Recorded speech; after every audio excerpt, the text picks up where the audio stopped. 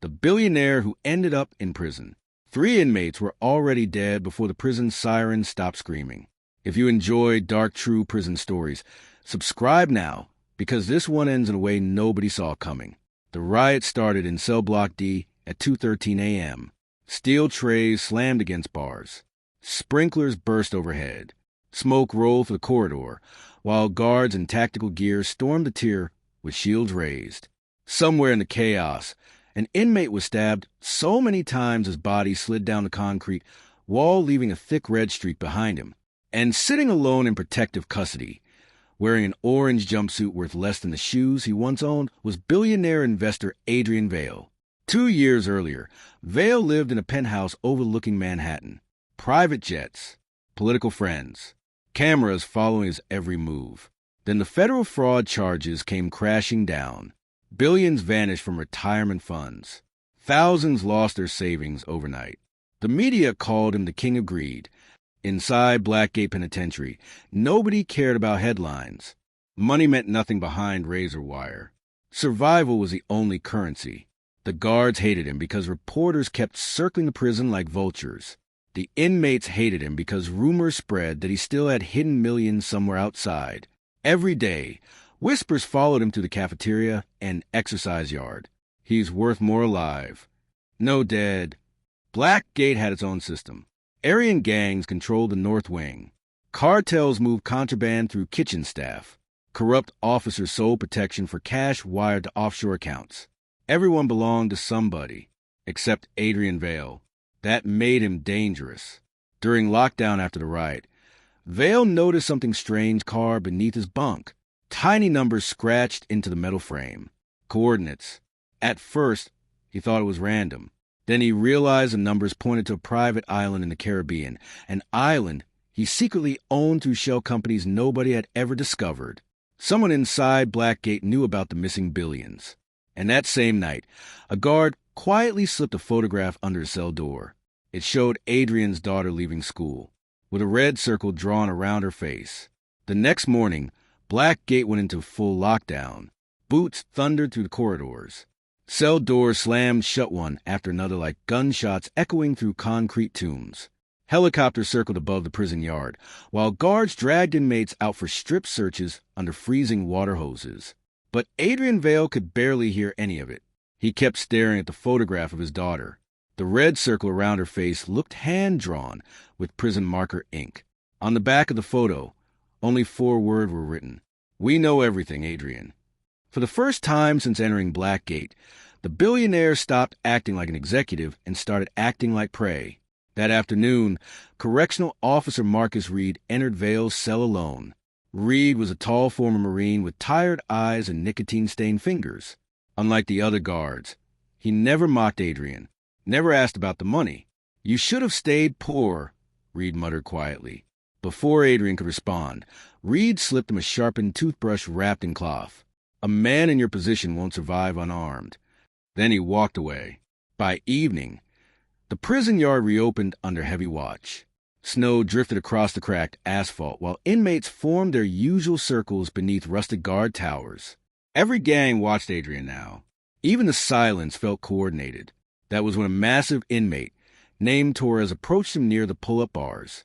Torres ran contraband operations inside Blackgate. Drugs, phones, cigarettes, even information. Half the guards were allegedly on his payroll. "You're famous," Torres said calmly. "But fame dies fast in here." Adrian said nothing. Torres leaned closer. "The money you stole? Somebody believes you hid it before the feds grabbed you. Problem is, a lot of people want the location." "I don't have it." Torres smiled. Wrong answer. Suddenly, alarms exploded across the yard. An inmate sprinted toward the perimeter fence, while guards screamed warnings from the towers. Gunshots cracked through the freezing air. Prisoners dropped flat to the ground. The escaping inmate collapsed face first into the snow, dead. But nobody looked shocked, because taped beneath the dead man's shirt, guards found a handwritten map. And at the bottom of the page was Adrian Vale's signature. By midnight, Blackgate became a war zone. Floodlights burned across the yard while inmates screamed from their cells, hammering steel doors with cups and boots. Guards stormed to the tiers, dragging prisoners into interrogation rooms one by one. Somewhere deep inside the prison, a man kept crying for help until the sound suddenly stopped. Adrian Vale sat handcuffed in isolation. The map found on the dead inmate had changed everything. Warden Ellis believed Adrian was funding an escape network inside Blackgate. The gangs believed he was hiding billions offshore, and the corrupt officers believed whoever controlled Adrian controlled the money. But Adrian knew the truth. He had never signed that map. Someone inside the prison was building a trap around him. Hours later, Officer Reed secretly unlocked Adrian's isolation cell. "You've got maybe 10 minutes," Reed whispered. Adrian followed him through dark maintenance corridors beneath the prison. Steam hissed from old pipes overhead. The deeper they went, the louder the prison chaos became above them. Then Reed stopped beside a locked utility room. Inside sat 6 duffel bags filled with cash. Real cash. Millions. Adrian froze. How is this possible? Reed stared at him coldly. "Because your business partner never stole the money." Adrian's breathing slowed. "The government did." Reed explained everything in seconds. Years earlier, federal officials had secretly seized the hidden accounts through shell operations. But instead of reporting the full amount, corrupt agents diverted part of the fortune through Blackgate using prison gangs and offshore laundering routes. The riot, the threats, the killings, all of it was about silencing Adrian before he remembered where the final account existed. Then the lights suddenly died. Gunfire erupted upstairs. The prison exploded into a full-scale riot. Inmates flooded the corridors. Fire spread through cell block D. Guards abandoned posts. Sirens screamed endlessly, while smoke swallowed entire wings of Blackgate. Reed shoved Adrian toward an exit tunnel beneath the prison kitchen. "Run now." But Adrian stopped.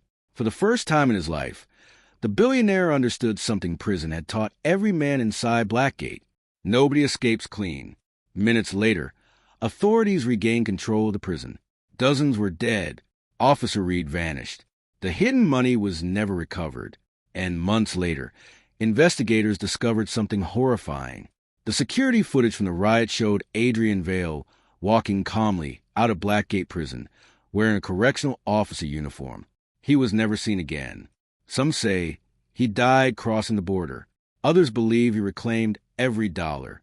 But inside Blackgate, inmates still whisper one thing at lights out. The richest prisoner was the only one who ever bought his freedom. And if this story disturbed you even a little, there are darker ones waiting.